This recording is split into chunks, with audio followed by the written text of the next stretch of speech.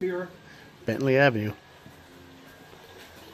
This is my little garden area. Oh, look at this. And this is where we'll have a little lunch and a little drink a little later on. Wow.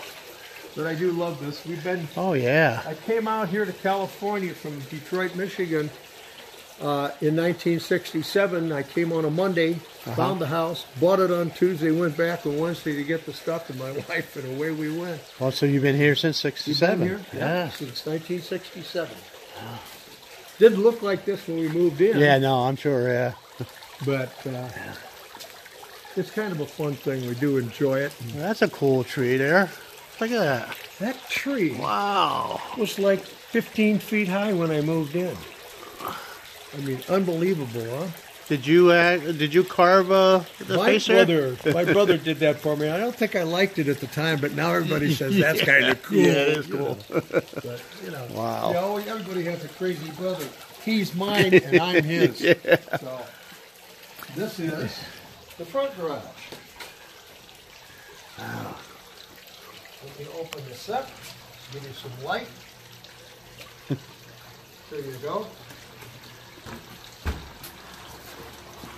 Oh, okay. I knew there had to be others. Yeah. Ah, we get 4-car garage.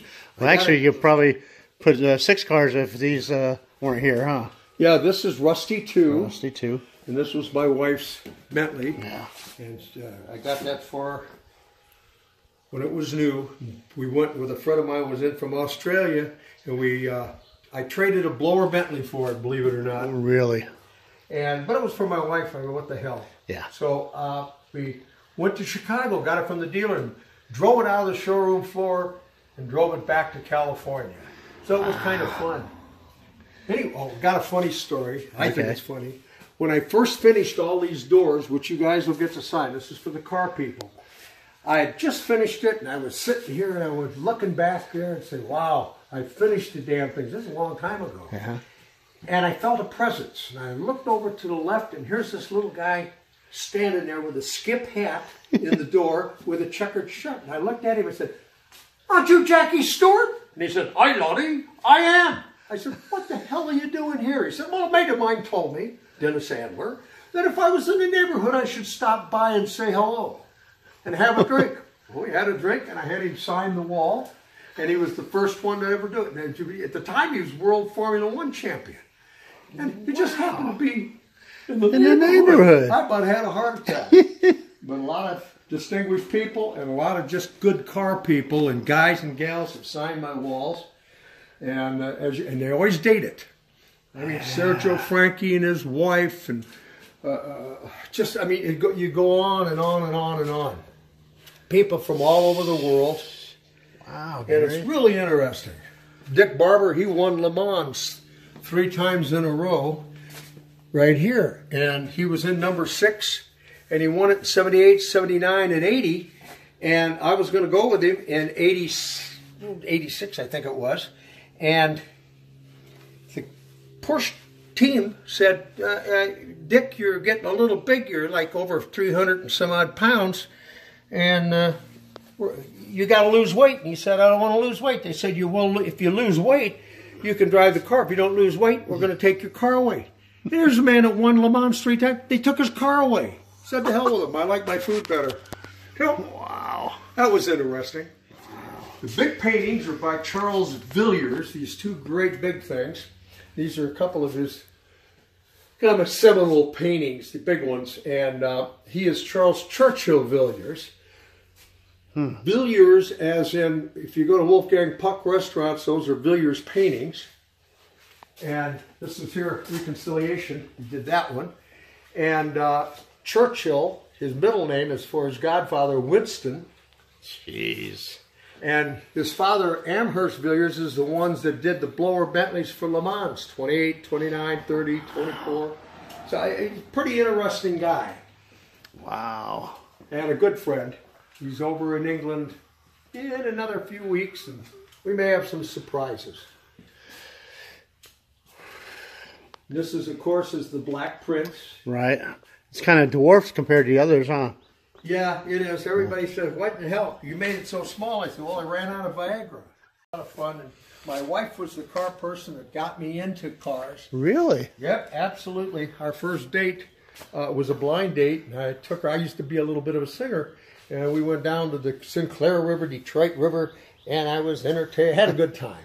And on the way back, got drunk, stupid, and crashed the car. So that night, coming home on the bus, I said I kind of laid it off on the car. I said it was the car's fault, it wasn't my fault. I said, if I steered better and ran better, I wouldn't have had that happen. She said, oh, I know where one is. She picked me up in the morning, took me over, and here's the guy out there in his Air Force jumpsuit polishing a fire engine red Allard L4 with a Granatelli Hemming in it. I fell toward love for the car, fell in love with the way. Had the car about 8 years, had the woman over 50. So I've been a lucky guy. You've been very lucky. She was the car person. And my motto has always been everything in excess, nothing in moderation. So when I do something, I'm in both feet. That's how it goes. In fact, this year I was walking the side streets at Monterey Car Week last year in Carmel, and there this was. It was sitting there by itself and no one around. So I did a video and took a bunch of pictures of it. You sure did. Yeah. I want to thank you for that. We had over 1,000 people looked at that by the time it was over with. That was the highest one I'd had ever. Really? This was the Fernet again, and this was Road and Track. We had the centerfold and the whole thing there, and one of the things that I did that I incorporated, and people said, why did you do that? And as I did it in frog skin, and this is my idea of art. This is the full frog, and I did it in frog skin. We found them in the Philippines at a little island, and it was 1,600 frogs gave up their everything for that. And we showed it first. These are all different cars. This was by Rolls that we did. That had been hit by a garbage truck and tore the whole quarter of the car off. And we fixed it. These are just, just love it in here. My crazy. We even got cool sculptures out here. Yeah. Look at that. See that, Emily? Yeah. You got to see the car it came on.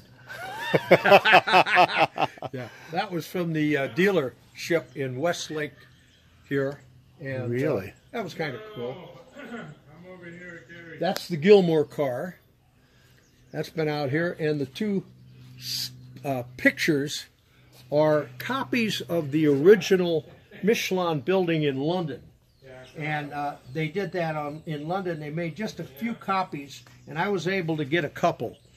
And they're just wonderful.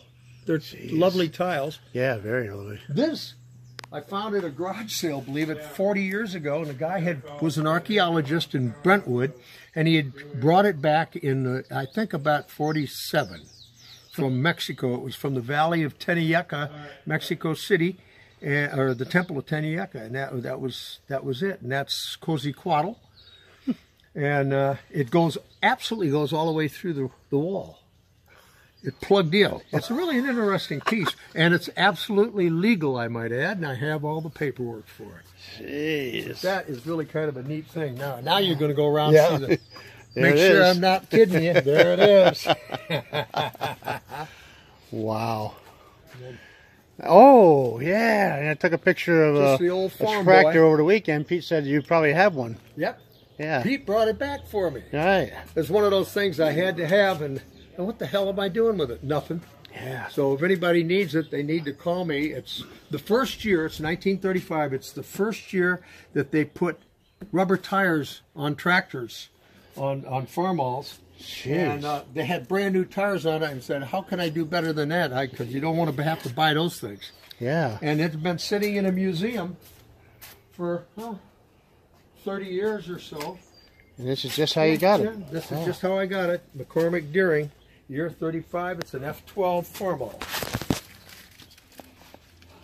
Wow. Kind of a cool thing.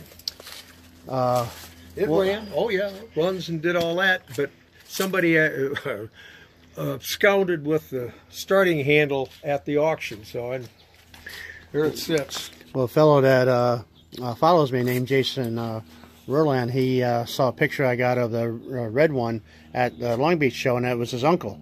So I will let him know, and he can tell his uncle. Maybe his uncle might want to acquire another farmhall. Absolutely. Yeah. If you'd like to come in the house, Sure. you want to continue on this, or Yeah. sure, come on. Come on, Pete. All right. Well, we're in for luck, but I'm gonna break this video down, and we're gonna start a new video. So I'm here with Gary Wales and Woodland Hills, Anyway, and Mikasa Sukasa, you're certainly welcome, and thank you both for coming down.